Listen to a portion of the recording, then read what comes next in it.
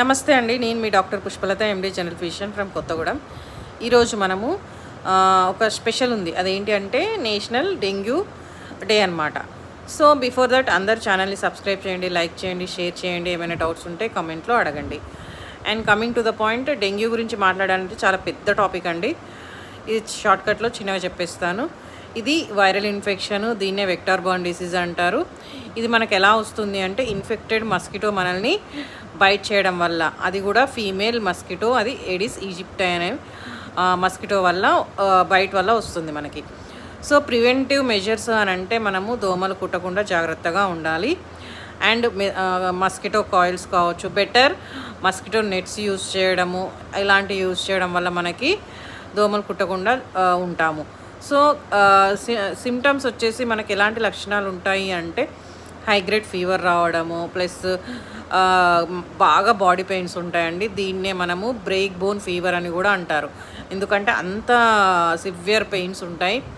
Vomitings కావచ్చు, కొంతమందికి pain abdomen కావచ్చు, కొంతమంది ర్యాషెస్ వస్తాయి. మెయిన్గా థ్రాంబోసైటోపీనియా అంటే ప్లేట్లెట్స్ తగ్గడం వల్ల ర్యాషెస్ రావడము, హైపోవాలిమిక్ షాక్లోకి వెళ్ళడము సివియర్ కేసెస్లో.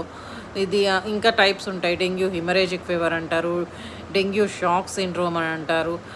ఎవరికైతే ఈ లక్షణాలు అనేవి ఎక్కువగా ఉండి హై గ్రేడ్ ఫీవర్ ఉండి బాగా పెయిన్స్ ఉంటే మనం పేషెంట్ని వెంటనే అడ్మిట్ చేయాలండి. దానికి తగ్గట్టుగా అన్ని టెస్టులు చేయించుకోవాలి.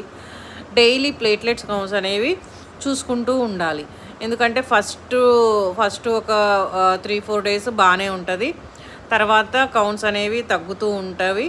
తర్వాత మళ్ళీ ఆ ఫేజ్ అయిపోయాక మళ్ళీ పెరుగుతాయి. కాకపోతే ఈ తగ్గే పరిస్థితి ఉన్నప్పుడు మనము అడిక్వేట్గా వాటర్ ఇంటేక్, ఫ్లూయిడ్స్ పెట్టుకోవడము, మంచి డైట్ ఇవ్వడము, ఫ్రెష్గా ప్రిపేర్ చేసినవి, అండ్ పారాసెటమాల్. మెయిన్గా సిమ్టమాటిక్ ట్రీట్మెంట్ అండి. యాంటీబయాటిక్స్ అవి కూడా అవసరం ఉండదు.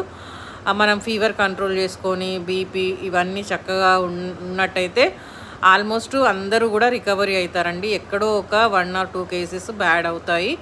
అది కూడా అదర్ కోమార్బిడిటీస్ ఉన్నప్పుడు, ఆల్రెడీ వాళ్ళు బెడ్ రిడన్ పేషెంట్స్ అయినా, ఇంకా వేరే మెడికల్ ప్రాబ్లంతో బాధపడే వాళ్ళు, ఎస్పెషల్లీ ఓల్డ్ ఏజ్ పీపుల్లో ఎక్కువ రిస్క్ ఉంటుంది.